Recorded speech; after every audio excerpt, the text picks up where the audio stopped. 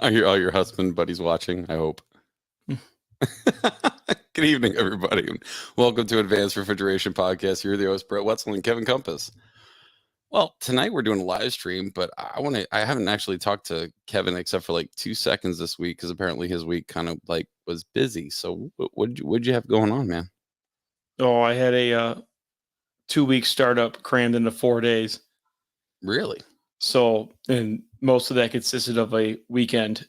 So, starting equipment on Friday, Saturday, Sunday, and dealing with the aftermath of that all. Is she all up and running now? It's getting there. Like this is the first weekend I've had off in like a month and a half. Really? Yeah, the first week it was 94 hours we put in, and then the second week I've already had 80 this week. Damn. Yeah, and if it wasn't for the guys coming down from St. Louis, this would have never gotten done. Really?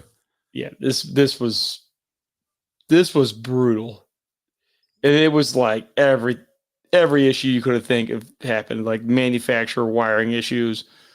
The manufacturer wired the pumps wrong, so that made a Backwards? No, they rewired them after we already had them going and made some kind of latching circuit. I was still too exhausted to figure it out. I just ripped all the wiring out and wired it how it should have been. And they made a latching circuit. And when the pump went to go switch, the VFD contactor and drive or bypass contactor pulled in at the same time. So it was supposed to have an interlock and did not have an interlock. It did, but they somehow wired in a latch. So it latched both contactors at the same time. Oh, no. So I ended up ripping it all out at like midnight after I had already been up for like 20 hours. Did the drive go boom? It did, but it still ran, surprisingly. So it only let a little bit of smoke out? Yeah, about half of it. Still got half of smoke in there. But like, yeah, so that happened. And then I was already there right before that because this is a microthermal store. And there was some random short in the comm line. Went through everything. Never could find it. Seen it twice in 2 weeks. Never went through every single wire in the compressor room. Not a single nick. We ended up repolling some of it just in case it was like some random spot. And I never could find it. Like you said, sometimes when you're pulling, right, and the wire would be twisted or looped or whatever, and it's pulled taut, it'll short out right inside the actual casing, right? Yeah, I mean it was like a ghost short, and it was So like that was my night. I think was it last Thursday. I worked 23 and a half hours. You still look dead. I'm still tired. Like this is the first. Yesterday was the first 6-7 hours of sleep I've gotten in like 2 weeks. And then the store's just an electrical nightmare. Like I've never seen a contractor mix up phases between condensers. That's amazing. Well, what did I do? I was working at the training center this week, and every single day, I work from 6 a.m. till I usually go back at around. I'll leave at around 6, and then go back until I don't know.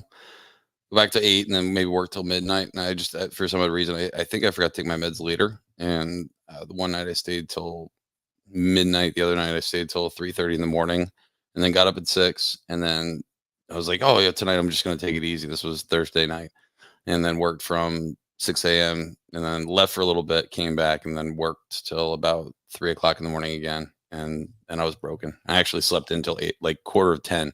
I slept through my alarms. I usually have my backup alarm. Like I'm usually up at like 4:30, 5 o'clock, but for, I was just broken. And so, yeah. And so I was just finishing that up because we got our first like commercial class in 2 weeks. So I got to go back down to Houston. Oh yeah. Yeah. I'm getting ready to start. Where we go? What we got? All right. Can we get a quick rundown on rack subcooler basics? You say quick, and we're never quick. So, all right, the reason why we have subcoolers, Oh, can I just explain this and then you do the troubleshooting? That's Wanna do fine. that? All right. Basic thing on subcoolers, right? If you look at the refrigeration schedule, it'll typically tell you what the what liquid temperature it's designed for, right? So, most low temp racks typically, they'll have it 50 degrees. And so the expansion valves, if the store was fully designed with this, the expansion valves will be sized with that liquid temperature. The other thing off of that is that the compressors actually increase in size up to 25%. So remember, if the subcooler is not working, one, your expansion valves will appear that they are undersized because they most likely will be, and your compressors will actually be derated, or actually, yeah, derated by 25%. So, example, like if you have 400,000 BTUs worth of compressor at 100 degree liquid, and you subcool it down to 50, then basically you have 500,000 BTUs worth of capacity. So, if you have 450,000 BTUs worth of case, obviously you're not going to be able to achieve the proper suction pressure if all that load's calling. And that's basically, some of the things with the, what'll happen if and when your liquid's not there. Also, remember, if your receiver level is currently at 20% and your subcooler was not working, and then you do get the subcooler working, your liquid level in your receiver will basically drop down from anywhere from 10 to 15%. Typically, the liquid gets more compact, has more mass but less volume, so it takes up less space out in the pipe. So now it takes more quantity of refrigerant to fill up those pipes out there, and that's why essentially your liquid level goes down once you have your subcooler rolling. And as far as troubleshooting, I mean, it really depends on what you're dealing with. If you have electronic controls, mechanical controls, I mean, that is two different things. If you have a subcool controller, whether it's on an EMS controller or you're using a subcool-o-matic or you're using an EMS controller to do it and it's driving a stepper valve, generally it's controlling off of two different things. It's controlling your liquid outlet temperature and your superheat of the valve. Now, you should be more concerned with controlling the liquid outlet temperature via suction pressure, meaning your EPR on your subcooler. You should be setting that so that subcooler has 100% runtime. You don't want to see cycling of solenoids. You don't want to see the EEV cycling. So you want to set that subcooler a little bit higher than what the rack calls for. So if it calls for like 35 degrees, and you're trying to maintain like say 45 or 50, generally I'm setting it higher than that. Like with the high glide refrigerants, like 448A, like it's way higher. I'm almost setting it. So if I'm calling for a 50-degree liquid outlet temp, I'm pretty like 48, 49 SST. By the time you factor in the glide, it's like 45 degrees. But I generally shoot high with that. So that way, I flood the subcooler and I keep a stable superheat and I could just walk it in. I can walk the temperature in with the EPR afterwards, your liquid outlet temperature. You want that subcooler to be flooded with liquid so that way you get constant stable temperature, whether it's a electronic control doing it or if it's mechanical TXVs doing it. Now, if it's mechanical TXVs doing it, I am not a fan here lately. I've been kind of switching this up of controlling subcooler outlet temperature on the mechanically TXVs. I've been doing it off a drop leg temp here lately and letting the EPR control the temp. Because when they start swinging all over the place between the big and small valve, it just starts this massive hunting. And it seems like you can't ever control it with the mechanical valves in the EPR combo. So that's why like here lately, I've been switching the big and small valve off a drop leg temp. And when it gets to a certain drop leg temp, I bring the big valve on. Go ahead, Brett. No, so I'm just trying to understand this. So, like, I'm just gonna throw some fictitious numbers out here. So, if your drop leg temperature would be 65 down to, let's just say, 58 or 55, basically do the big valve, and then if it gets down lower than that, then kick on the small valve. Is that essentially what I'm hearing? Usually like from like 60 to like 65 down, like I'm running the small valve, and Okay. usually like 65 up, I'm running the big valve. And a lot of times, you have to look at the schematic on how it was originally wired, right? Because I mean, sometimes you'll have racks that kick on both of them at the same time, and then other racks you'll have an interlock where it will not allow the low temp or I'm sorry, my bad, the big valve and the small valve to actually kick on at the same time. And I think a lot of these, especially older racks, you got to play with them because like a lot of these were not designed right, and or loads have changed and stuff has changed. Condensers have gotten less efficient, so you may need more subcooling. So, I mean, you may need both valves at the same time, even though it wasn't designed for it, but you may need both of them at the same time, and you may be able to get more steady control off of it. But I generally try to run enough drop leg temps. So that way they're not cycling. And then let the EPR control your liquid outlet temperature by setting your SST. That is the best way to control a subcooler with mechanical valves and the most efficient way to do it without causing this hunting of liquid. Yeah, I wouldn't recommend like not running it without, because a lot of times what will then happen if you have no EPR on there, a lot of times it'll just keep running until whatever the pressure's at, right? And so unfortunately, sometimes you'll have this vicious cycle of especially when you have electronic expansion valves where it ended up flooding out the rack, whatever rack is subcooling, because typically you do not have the low temp subcooling itself. Usually that's done from the medium temp. So remember, you have to have a full column of liquid on your actual low temp. Otherwise, the expansion valves will flood back to the medium temp because essentially it doesn't have a big enough load to do what it needs to do. I see the opposite. Like when you get that river in Cyclass, it Yeah. ends up loading up the subcooler because the subcooler becomes a condenser because it's trying to condense that liquid in there, and it can't Sure.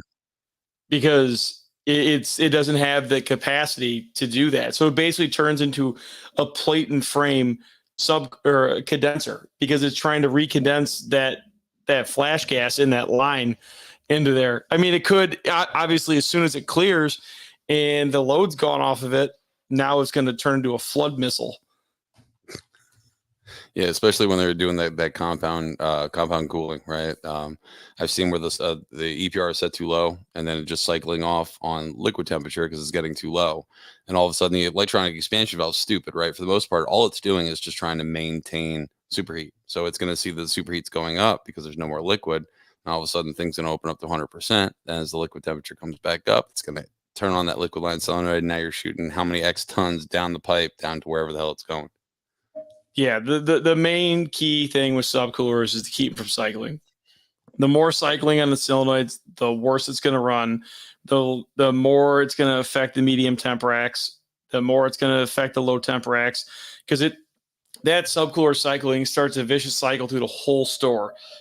It starts the suction hunting. It starts everything hunting in the store. Then it starts the compressors hunting on both racks. For sure. Anything else you want to share about it? I'm looking for the one document because Pat's lost, so I'm trying to look for this subcooling document just to show him like what we're talking about. Talking to you. Oh, I don't know. I can't see comments. No. Well, yeah, you can if you roll up on the side there, where the all the way on the right where it says comments. Subcooling PowerPoint. I'll watch this not be good. Oh, Ricky's asking about the pints of ice cream. You can go down that diatribe. I will. I just want to make sure we got everything on the subcooling. So, yeah, I can't find the document. I don't want to just putz around here. So, Ricky. That's a nice fish, Ricky. How to fix the pints of ice cream? Usually it's some kind of defrosting issues, right? They have whatchamacallit, those pints of ice cream. It's actually, to be honest with you, it's the shape. Because if you notice, like you could have a gallon there, you could have the pints, or I'm sorry, the quarts there, and those do not freeze up. It's a lot of the problem is the actual shape of the pints. And what I smoked the case out the one time. I actually put a whole bunch of dry ice in the drain and just shot it with a whole bunch of hot water just to see what the airflow does. And what I noticed is that when you open up the door and you close the door back up, the air that you now just rushed in there just sits and just rotates around the pints. And because the specific heat of ice cream is so high because of all the salt content, it starts to melt. That's why the bougie ice cream, that doesn't have a lot of salt in it, or whatever, doesn't really, doesn't really have that effect. It's usually the regular run of the mill ice cream that has a higher salt content. What you can do is keep the pints more towards the lower end of the case because it still has pretty good airflow. I think part of it's because you're not really, remember, cases need air, need product in there to actually, move that air properly across. So if you have all these pints that really have no resistance around them, you're not going to have a bunch of airflow. A bunch of the air is just going to come out the bottom and not actually make it to the top. So you have less airflow going up. I'm working on something to actually resolve this. Where I'm in the process of designing it. I had some luck with creating some sort of dividers, and it actually reduced the amount of Venturi effect, as you were saying, Ricky, going around the product, and it caused it not to frost up nearly as bad. Now, there are other issues that will cause that. Are your fans staying on during defrost? Are the fans coming on directly after defrost? Is your superheat crappy? Do you have bad door gaskets? Give me some other stuff, Kev. Plot twist, though, it Oh, really doesn't happen in the Hussman cases as much, which and is and funny. and the fans come on directly after defrost. So freaking weird. They could just have more airflow, right? I mean, yeah, I mean, it seems to be worse in the hill and zero zone cases. Mhm. Like the zero zone cases with the wire shelves are the worst that I've seen. Yeah, if you have any kind of wire shells in there, we got to put some sort of plastic or the plastic things in there to actually not let the air go directly down. And pints of ice cream are pointless anyway. They're not pointless. They don't like it because once it gets frost on it, no one wants to buy it. I mean, I'm just saying pints of ice cream or just buy the big one or don't. Go big or go home. I mean, Is that what who you're wants, saying? yeah, who wants a pint of ice cream? Jesus. I'll buy a pint of ice cream because I don't want to eat the whole damn thing. You lonely. Any other things you can think of? Nothing. What? No, I'm not gonna You're say. about to make fun of me for being lonely. You're such a jerk. Anyway, there we go. Found it. Here, I'm going back because while you were talking, I just wanted to show this document. Share screen.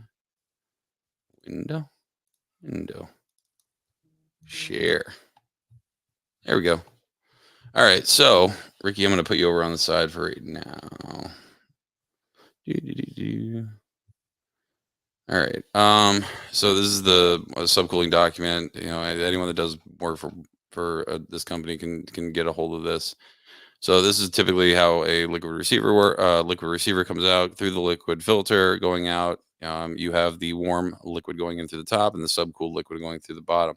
You'll also notice now it's showing you the actual liquid, from the if the rack was subcooling itself, liquid coming out of here and then going in through the TX. So you also notice that we're cross feeding. We are never ever going to have the liquid going in the top and the liquid going in the top. They're always going to be cross feeding. You want to make sure you get the extreme efficiency that you can. And then there's your EPR, your inlet pressure regulator, right? And so, like I said, when we were talking before, if the liquid temperature would get too low, what essentially would happen is then the liquid line solenoid would shut off, and if there's no way to tell the electronic controller that the subcooler is satisfied, we're going to keep trying to feed. So the electronic expansion valve is going to feed open all the way, and then as soon as this liquid line solenoid would come on, you'd start just pouring a shit ton of liquid going out through the suction line and typically flooding out to your medium temp header. So yeah, that's how it works. I won't get into the whole liquid pressure regulator thing. Those are some of the controllers.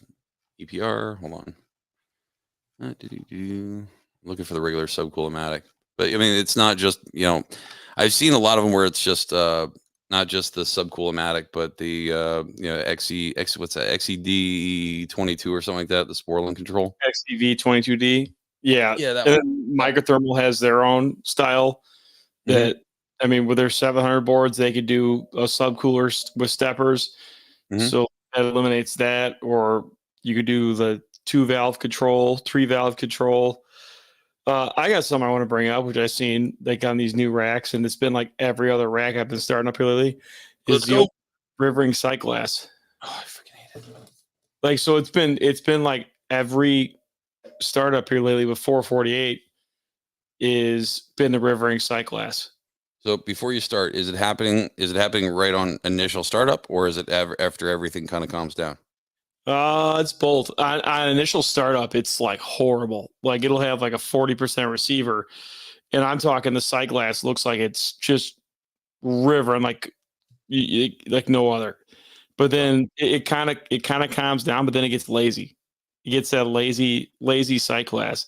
So Mhm. I've been uh, messing around with it, like trying to get a little bit more subcooling out of the condenser to push it, but like it does not do a thing. It just always ends up with a lazy rivering sight glass. And then it affects the subcooler at times, because just like we were talking about, like the subcooler will be running perfect and at 50 degrees, and just humming along. Then all of a sudden you'll see it crank up to like 60, 65, Mhm. and then you'll try to kick the other valve on, and then you look through the sight glass and it's sitting there with like 3/4 of a glass. Mhm. And it's been every new 448A rack. So what are you thinking? You I, got to. I think it's a velocity and pipe sizing issue. I I was mean, that if we do go back to that podcast where we were talking to Joe, right? Joe Sig. I mean, that's what he told us. I mean, that's what I think, because I've seen where like I was able to load up a rack more, because most of the racks now they just have electronic expansion valves and there's no EPRs, right? So a lot of your electronic expansion valves will then just satisfy, and then you might have you know 3/4 of your expansion valves shut off, or shut off and not doing anything. So so it lessens this the velocity. this particular store is all TXVs and EEPRs, but they're running it at 100% Hmm. by design to float, and there's still, I mean, the racks are like 60 to 70% loaded. Hmm. You still get the flashing sight glass at times. Like, it's just, then this particular customer runs 2 discharge lines of their condenser and 1 drop leg back. So that was going to be my next question. What's the differential between the discharge and the drain leg? It's like 2.5 pounds. That should be sufficient. No sewer drain, but I mean, the rivering is worse when it's obviously cooler out. So my whole thing is, I think the drop leg, this particular customer, I think the drop leg is the problem, because it's blown up to 2 and 5 coming back down from the condenser, Hmm. and it's one line. So you figure if that line can carry the whole load during the summer and winter, and then when it goes to switch to winter, and it's got half the amount of liquid going through it, I mean, you're not getting that velocity through that line. True. So, I mean, but then again, the receiver's sitting there at 40%, just waiting. Come on, Ricky. You don't have a fix for this yet? No, nothing. No, I mean, I was playing around with holdback settings the other day, trying to, get a little more subcooling out of the condenser. It started to work, but obviously I ate up a ton of refrigerant doing it, so I couldn't leave it that way. Did it? So that's what I was asking. I'm wondering if like you have more of a differential to help push better, because when you think of it, well, think about it. Like same thing with if you have more of a delta P across the expansion valve, right? You have more velocity going through the expansion valve. So the theory would hold true for receiver, I had to think, right? Like where if you had more of a differential, you'd have more velocity going through, and essentially it might get rid of the rivering, right? Yeah, I mean, but at what cost? Now it's costing more liquid and fan horsepower. No, I So, get it. I get it. I'm just saying, like, I mean, if you could create some sort of differential, uh, I wonder. I mean, LPRV. Think an LPRV would do it? I think an LPRV would solve the problem. But see, like that's the thing. Like the racks that have the LPRV, You don't see this on because the LPRV is holding back on the liquid and making sure that subcooler is 100% filled full of liquid. So you don't have the problems with an LPRV store. And I mean, honestly, that may be the fix to these 448, 449 stores and the 407 stores where they get that rivering cycle acid times. And I mean, maybe the LPRV is the the fix to it. Because that is setting your velocity on the lines. Oh yeah, because your discharge pressure is whatever the hell it is, right? Yep, and then your liquid pressure is designed at that. So I mean, maybe that LPRV is the ultimate fix to stop this rivering. I want someone to help let me try that. I mean, it'd be interesting. I mean, it'd be easy. I just don't want to see an electronic LPRV. I think it's a terrible. They do not work as good as a mechanical. No, I agree. Well, I mean, they work, but it's just because I like having the optional bypass, right? Yes. Because so if no one knows what we're talking about, so we said we weren't going to get into it, but apparently we're getting into it. So on the have you ever heard? I don't know if you guys have ever heard, some old timers say, "Hey, I had to do a seasonal adjustment on the expansion valve." Typically, that was because the expansion valve, when you have a higher delta P, the difference between your liquid and your suction pressure across the expansion valve, you have greater velocity. So the valve actually appears bigger. So when you get down into the winter temperatures, you have a lower discharge pressure, so your delta P essentially goes down. So you might need to adjust your expansion valve accordingly. The thing about an LPRV, it keeps the liquid pressure on the outlet of the receiver and the subcooler at the same pressure all the year round. So, let's just say we're dealing with 407A or 449A or 448. Typically, I mean, they have all around the same pressure temperature relationship. So it's like 148 or 150 pounds is where that valve would be set for. That would give you 70 degrees saturated. Subcooling the rack down to 50 degrees then gives you 20 degrees of subcooling. And so you have the same parameters or same refrigerant characteristics going out to the cases all the time, right? So now you're going to have the same liquid temperature, the same liquid pressure all year round. So then there's not going to be any of this, once you set those valves, it should be straight for the life of it, as long as that valve is as long as that LPRV is working. And so what'll happen is if your subcooler takes a poop and stops working, now you could potentially have 90-degree liquid going out of that LPRV, but your saturated is still 70 degrees. So then essentially what'll happen is you'll see vapor. You won't see liquid, just because of the way the PT chart works. So what they do is they have a sensor on the outlet there, and if it senses that the temperature is usually 5 to 7 degrees above what the subcooler set point is, it'll open up that bypass around the LPRV just to let regular liquid flow go out to the rest of the cases. Did I get it? Yeah, I mean, that's it in a nutshell, and that's where it gets a bad rep because of the subcooler goes out and somebody shuts the subcooler off, and then the whole store goes down, basically. And it just, as it gets warmer, it gets worse. I mean, somebody may shut it off and it may be in the 50s or 40s and it may be all messed up, and then they come back and then it's not all, I mean, then everything's favor when it's warmer out, when it's in the 90s.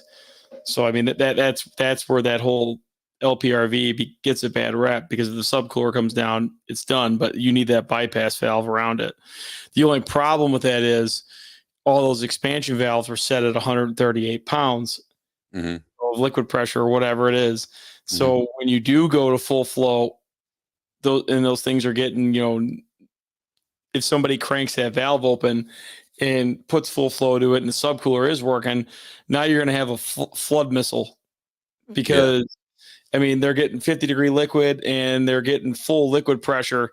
I mean, it's going to wipe out everything. So that's the only thing. If people don't understand that, then it's a huge issue. Yeah. So if you guys look at what we're sharing, basically you have the same setup that we just said. Here's your low temp liquid coming out of your receiver, going through the braze plate heat exchanger, and then typically let's just say go in 90, going out 50. Well, then you have a normally open solenoid. The reason why is because if God forbid something happens, at least that valve will still be open. So this is an outlet pressure regulator. So it doesn't give a crap what the inlet pressure is. This pressure could be, 200, it could be 250, it could be 300, and yet it's still going to maintain, 70 degrees saturated, like we said, would be 148 on 448 and 449. And so you basically have 50-degree liquid at a 70-degree saturated, which gives you 20 degrees of subcooling. And so if, God forbid, the subcooler takes crap, let's just say the sensor went bad, pressure transducer, God forbid, the expansion valve goes bad, and basically you would have whatever saturated and whatever temperature going in, actually the physical temperature going in and the physical temperature going out. And that's what this temperature sensor is for. So if it senses that it's anywhere above what the set point is, it will then de-energize the normally open solenoid and just let the refrigerant bypass around the outlet pressure regulator. And then you'll have the typical, 5 degrees of subcooling that you typically have on most of your air-cooled condensers. So it's just going to act like a normal rack at that point. So that's the only time where you should see that. Now, that's one of the things that you should check, though, when you have, some kind of liquid problem with these particular cases. A lot of people will see the sight glass, like, oh, it's flashing, I need a shit ton more liquid. So then they put a little bit more liquid in there, and before they know it, they've now overcharged the rack by 400 pounds of gas, and now they got liquid coming out of their section. Yeah, I mean, LPR makes a big difference on the liquid level too. I got something else I want to talk about. We can go over some like basic glycol piping.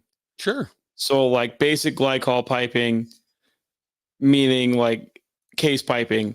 So this on this particular job, we had some issues with this. So when you guys are piping cases or coils, this is how I was always taught how to do it, and it's always worked for me. So it's first in, last out.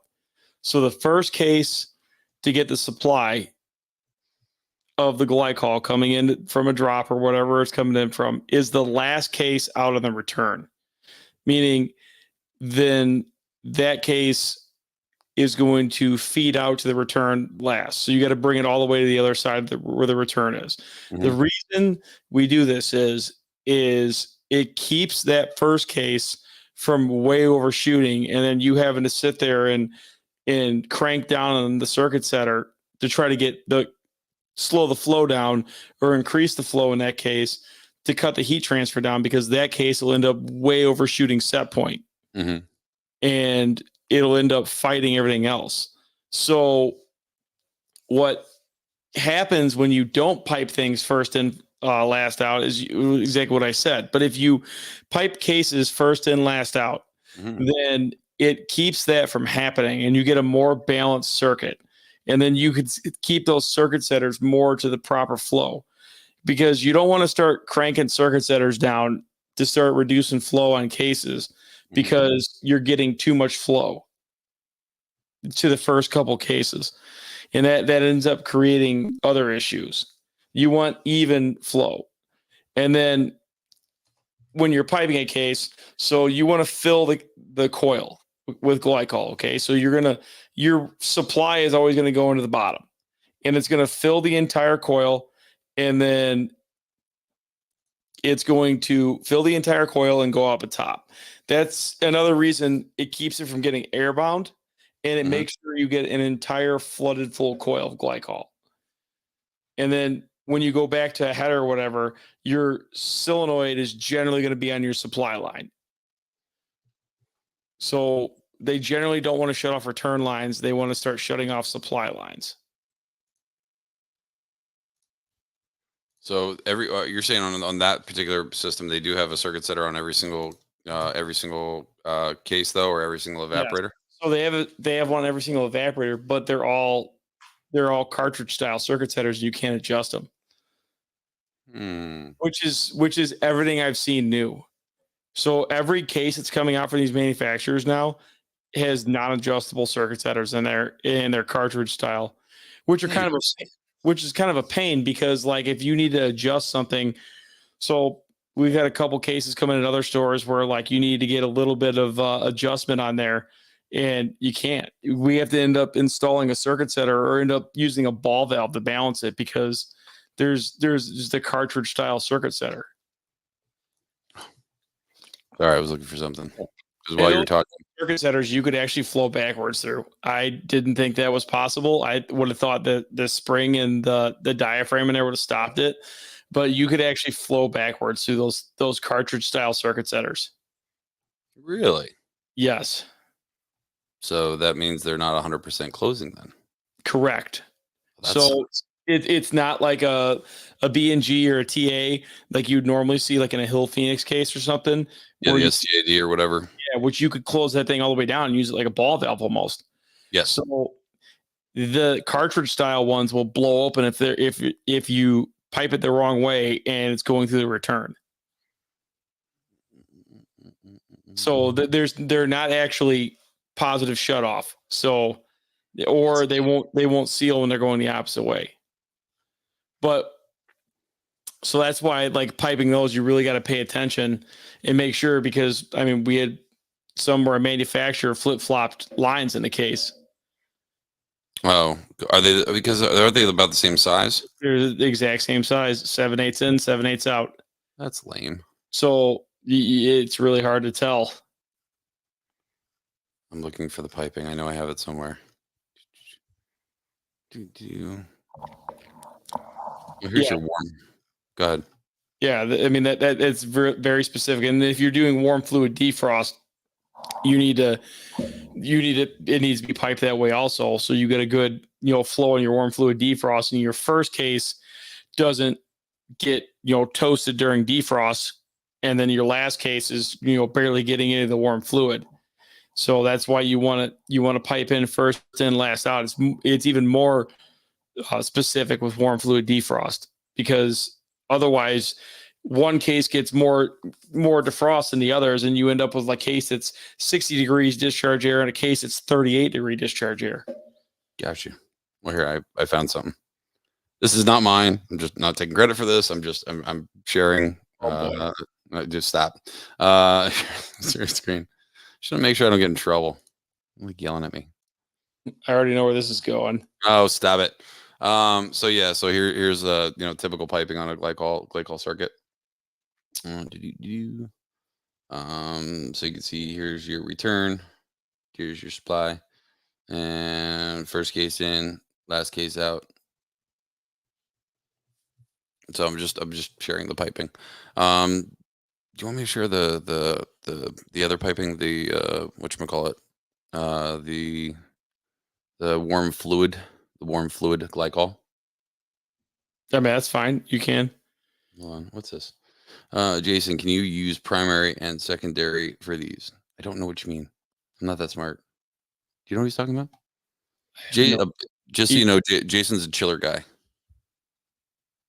Yeah, he's talking about more like what they would use for hydronic piping. This is one big system basically. Are you talking about primary and secondary refrigerant, Jason? I need to elaborate. Just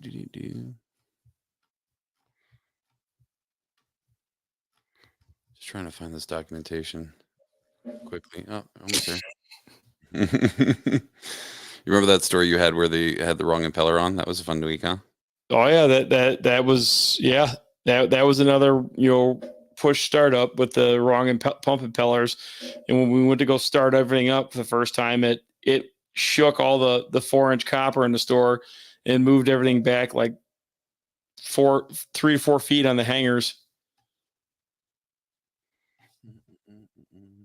All right, so Jason, this is what it kind of looks like. No, not video file. Stupid. Present. Share screen. Yeah, so this is basically what the piping looks like. So you're using, medium temp, compressors, right? And we're just chilling down. It's the same concept, almost like the subcooler, right? Same concept. Going in, going out, cross flow. We're just trying to maintain a glycol temperature, and your pump right there is on the return time. Oh, that's why you're using reverse returns. Then okay, all right. Yeah, I didn't understand what you're saying. I don't know. I don't speak chiller that much. All right. Still looking for the other thing. What was the were we having issues with the glycol this week, Kev? Well, we had some piping issues, and then we had just air trapped in there, couldn't get it out. So where do you guys put the returns typically? What do you mean? Or not the returns, the vents on those systems. Oh, vents on the tops of every. When I have guys pipe in a store, I make them put vents on the top of every return of every case. Okay. Every lineup. So like the highest point, make them come up and basically make a trap and drop back down. So that way, that is the highest point. So that way, there's vents on the top of every riser. So that way, when we're filling this, I generally fill from the return. And what I'll do is I'll get as many pumps going on the return as I can, and I will fill the entire return section because the supply, and I will push all the air down the return through the cases and back up through the return vents and try to bleed it all out that way. And then I'll leave the vents open at the pipe station or the pump station, and I will bleed all the air down that way. So that way I can fill all the cases and I'm pushing all the air up. That's the fastest way to do it. But I mean, we had some stuff. This is a weird building layout. So I mean, there were some spots where they had to go under and back over. Gotcha. And ended up making some traps. All right, let's answer this question. Given the dependency on the subcooler, why 10 valve, etc., do the gains of the efficiency of the compound rack outweigh the cons of the susceptibility to failed reeds, plates, and compressors due to floodback? I mean, if your shit's set up right, I mean, you should have the damaging, right? I mean, if you're maintaining your minimum of 20, right? I mean, I like to Kevin lives dangerously and like said like 20, 25. I'm more like 30, 35 because if God forbid we're talking suction superheat coming back to the compressors. So in case you do have a compressor a case that ices up or whatever, you have a little bit of buffer there, so you're not going to totally flood out your compressors. Now, depends on where you have the broken reeds is going to be dependent on where your problem is, right? If you have on the compound compressors, you have 2 cylinders coming in and then going out to one header that goes back in the ass end of the compressor and comes out. So the Y1037 valve, those are size valves. I've never seen one with enough oomph to break any reeds on those compressors. If you're breaking the reeds on the high stage where it actually goes from the intermediate pressure, which is going to be around 68 to 78 pounds, up to your discharge pressure, subcooler usually. Yeah, it's usually always a subcooler, and the thing is you have to catch it. Sometimes I had a guy that was like, yeah, I've had this happen like 5 compressors we've replaced, and had to replace valves after that, and it was the whole time was the subcooler. You just never caught it exactly when it happened. I've never seen one of the Y valves flood out enough to actually fill anything with liquid and or cause it to break anything. I mean, generally, like half the time they're usually not working. I usually find them not working. Where the bulb is snapped. The bulb is snapped, or like it's just gummed up. I mean, generally, like the subcooler should be providing the majority of your cooling for that. If you see the Y10s on, if I look at a compound rack and I see Y10s feeding, I'm like, this is not good. Like, we're going to have to start digging into this. Generally, the subcooler isn't working, or that stupid hot gas injection is going. I shut those off on every rack I work on. Some of the older hill racks had that hot gas injection valve to keep that header pressure up. Mm-hmm. That thing is the compressor murderer because it just starts dumping hot gas in there and it overheats the compressors. Yeah, I listen. I don't like. I understand it's for like low loading. Also remember those valves on the compound compressors do not like a lower head pressure. So make sure you're not floating too low. I forget what the saturated 70, right? 70 degrees. I don't want to see below 70. Like it's 65, I think is the limit possibly. Mm-hmm. But if you start getting below it, you start floating valves. So you don't want to float them that low. Like you can't just go tank them down to like 60 degrees like you could like a scroll rack or something.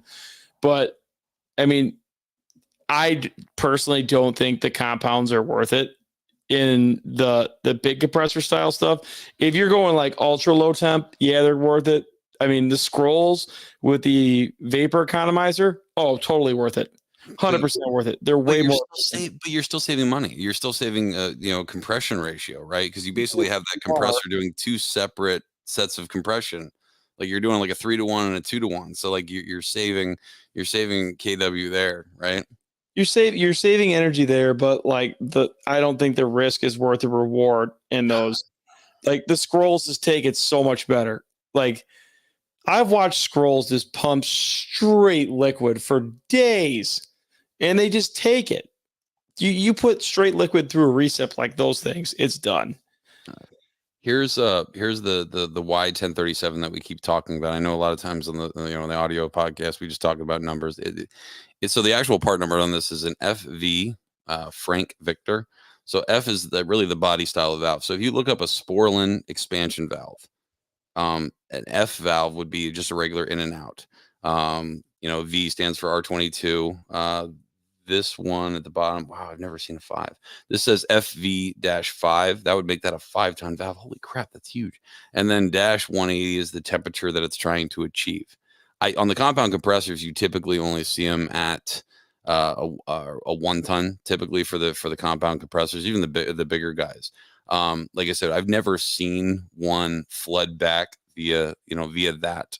It's usually definitely always coming from the from the suction of the subcooler coming back to the rack. I never replace the valves. I always just take the heads off and either clean them, and the body's brass. I mean, you could take the orifice out, I think, with a 3/8 or 5/16 nut driver inside of it. Mhm. I mean, nothing ever fails in the body. There's nothing to adjust. So like I always leave the body in. Screen. That's the only thing that could potentially plug up. If you don't have a screen before this, if it has a welded in screen going inside, that screen could plug up. Also, do have the bulbs wrapped. I'm an idiot, and when I first installed these, like I did not wrap it, and I didn't think that was a big issue, and I was wrong because I unsweated the valve twice, thinking that there was something in there, and lo and behold, it was because the bulb was not wrapped. The other thing with this is making sure that I just lost train of You thought. order the correct temperature. I always order the lower temperature one. Yeah. So there's like a 240 and then go 190. I always go for the 190s. I would rather them inject more liquid and cool the discharge down and have run a cooler discharge. Yeah, you're using a little bit more liquid and a little bit more kW on that side of it, but you're also making it back up on the condenser, because if you're not having to de-superheat as much, say you're not putting 250-degree discharge gas in the condenser and it's 200-degree discharge gas in the condenser, you're doing way more subcooling and making the condenser way more efficient that way. So, I mean, I'd rather lose a little bit on that. And then I'm running cooler compressors. The cooler you keep a discharge in the compressor, the less oil breakdown you're going to have and the less service and maintenance issues you're going to have. 100%. 100%. The only thing I have seen with these valves, these ones right here, is them not being sized properly. And when I say that is, when they were designed on the piece of equipment they were designed on, right? The engineers are like, oh yeah, we should be running around 35 degrees of superheat. Now here's an instance that had really happened. So they had a dual temp rack, medium temp and low temp, but all the low temp cases were also dual temp cases. So essentially what was happening is only 2 cases out of, I think, 15 were running low temp and all the rest were running medium temp. Well, your suction is already really, really, really, really low. So what had happened was all the medium temp cases basically satisfied. Then in turn, only 2 of the low temp cases were only feeding. And what happened was the superheat was exuberantly high. Because the superheat was exuberantly high, going back to the compressors from the cases, essentially the valves were not big enough. So the discharge temperature just kept going up and up and up because the valves weren't big enough because the rack wasn't basically designed for as high of a superheat that it was returning. So the only thing I could do to kind of fix that was to raise the suction pressure as much as I could. Yeah, and kind of just float it. Otherwise, you'd have to change out the orifice, in order to get it sized properly. So on those valves, the 1037, if you look on Sporlan's website, they actually have a sizing chart. It tells you the compressor, it gives you the compressor horsepower, it gives you the saturated that you're running, and the superheat, what superheat that you're actually running. So based off of all those three numbers, it'll spit out, okay, this is the size valve you have. So in this instance, I had I think a half-ton valve, and in all reality, it needed, I think, a 1-ton valve because of how high the superheat was. The other question was regular setup with demand cooling and head fans better. I mean, every low temp compressor should have had cooling fans. I mean, just not 460 grenades. Yeah, they remove a crap ton of heat. Like I didn't think they did, and that's why I said, like, with this, it was taking so much heat off of the discharge line. It wasn't allowing the this thing to feed. The other question that someone had, where was it? We Oh, were talking about DTC valves. So the DTC valves are more of a Copeland thing. So on the scrolls, so every new 448, 449 condensing unit, even if it's small stuff, is going to have a DTC valve under a certain saturated suction temperature. So mhm. once it gets to a certain limit, they're gonna throw a DTC valve on there. So all that is doing is the same thing as this Y1037. It's looking generally at the compressor head temperature. Yep. It's all inside of there, Mhm. and it's injecting liquid into the compressor on a port mid scroll to help cool it down to keep it from overheating. So I mean, those DTC valves are incredibly important, and then Copeland sizes those via the compressor. There's different ones for different compressors, but this is their DTC valve, and Sportland probably makes it. To be honest with you, like it's probably an Oh, no. OE. No, it definitely is. But the only thing with this is if you've ever had someone change out a compressor and then you go back and the compressor seems to be filling up with a crap ton of liquid. A lot of times, people can't get the bulbs out, so they'll grab it with the channel locks, and usually end up squeezing it. And when they I, do that, they basically now increase the bulb temperature. And yeah, I always order a new DTC valve when I'm doing those, and I'll just if I can't because I've had instances when I can't get it out, and I'll just replace the head on it. Like I won't replace the valve. I'll just clean the screen and I'll just change the head out because I've seen way too many times where guys have smashed that bulb. yeah. Brian's saying every time we had issues with them sticking, I think the installers from not pulling. Oh, I don't know if that's it, but no, I've seen, like, just watch. You'll see like teeth marks from a channel lock. You know what I mean? So we got a couple minutes left. Anybody got any other questions? Oh God, I feel broken. I was out fixing my dryer earlier. Stupid me. I went to go just take everything apart, like the barrels out and everything. And it's just really just the temperature.